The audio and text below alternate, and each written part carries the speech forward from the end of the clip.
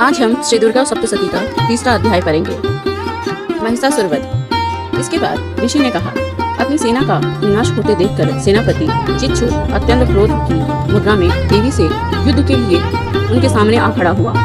सुमेरु पर्वत पर मेघा की वृष्टि होने के समय वह राक्षस देवी पर बाणों की वर्षा करने लगा। तब देवी ने उस राक्षस के समस्त बाणों को सहज ही काट गिराया और सारथी सहित उसके रथ और घोड़े को मार डाला। इसके पश्चात उस महाबली दैत्य की ध्वजा तथा धनुष को काट गिराया।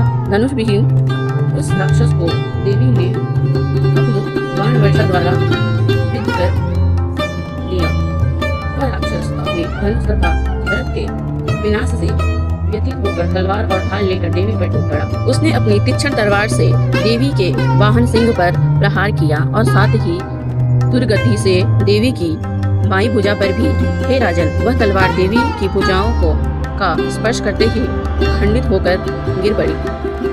अपने सभी बाणों को निष्फल होते देखकर दानव ने अत्यंत कोप करके अपने हाथों से में सूल लिया, देवी की ओर फेंका। आकाश से पतित होते हुए सूर्यमंडल के सामने वह सूल चमक उठा। अपनी और उस सूल को आते देखकर उस प्रतिरोध के नियमित देवी ने भी अपने सूल को निक्षेपित किया। देवी के सूल से टकराकर उस दानव का सूल 100 खंडों टुकड़ों में बिखर गया।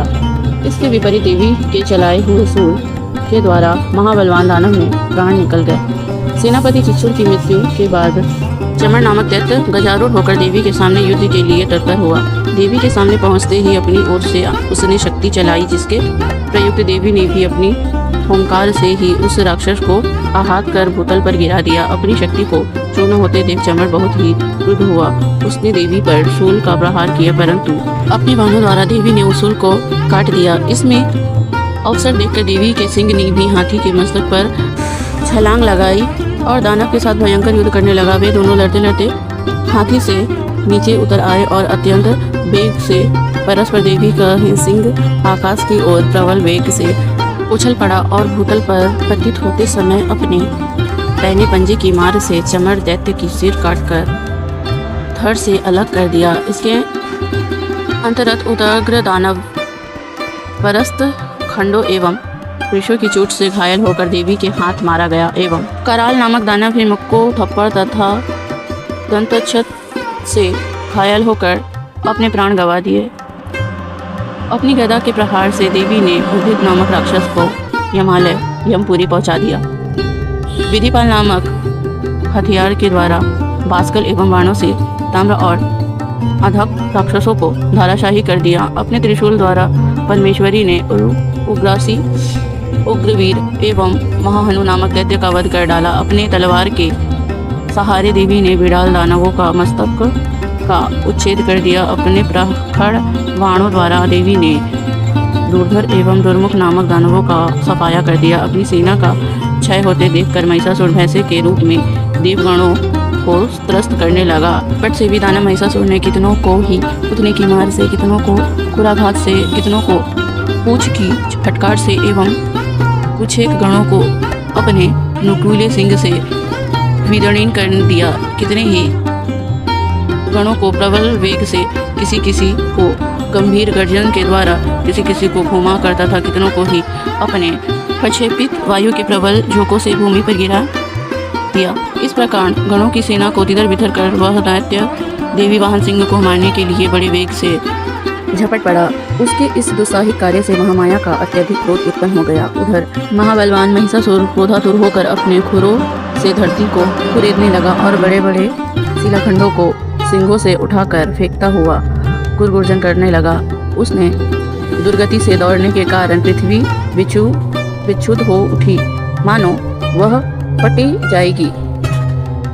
उसकी पूंछ की झटकार से सागर पृथ्वी को जलगमन करने लगे। उसके कंपित सिंगों के आघातों से आकाशीय स्थित मेघा समूह तितर बितर हो गया। उस राक्षस के श्वास की प्रचंड वायु के कारण सैकड़ों पर्वत उखड़ उखड़कर आकाश से धरती पर गिरने लगे।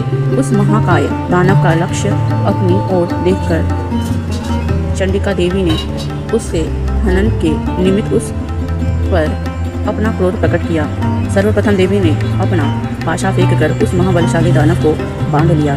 जब उस राक्षस ने अपने को अवुध पाया तो अपने कपट वेश का त्याग कर दिया। इसके अंतर्गत वह राक्षस कपटी सिंह में बनकर देवी के सम्मुख आ गया। तब अंबिका ने ज्यों ही उसका मस्तक काटना चाहा, त्यों ही वह मायावी राक्षस खड़गधारी पुरुष के वेश में सामने आ गया। देवी ने महिषासुर को उसी क्षण उसके ढाल तलवार सहित अपनी बाण वृष्टि के द्वारा भेद दिया। अब वह राक्षस कपटी गजराज के रूप में अपनी सूंड की सहायता से देवी के विशालकाय सिंह को अपना ओर खींचने का विफल प्रयास किया और साथ ही चिघाड़ने भी लगा।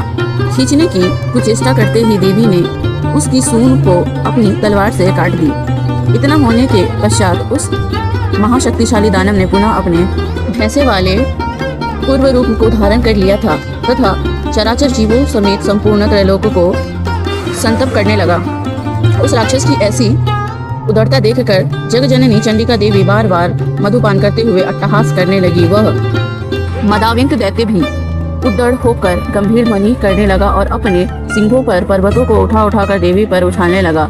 उस दानव द्वारा शिलाखंडों को देवी ने अपने बाणों द्वारा चूर्ण करते हुए कहने लगी।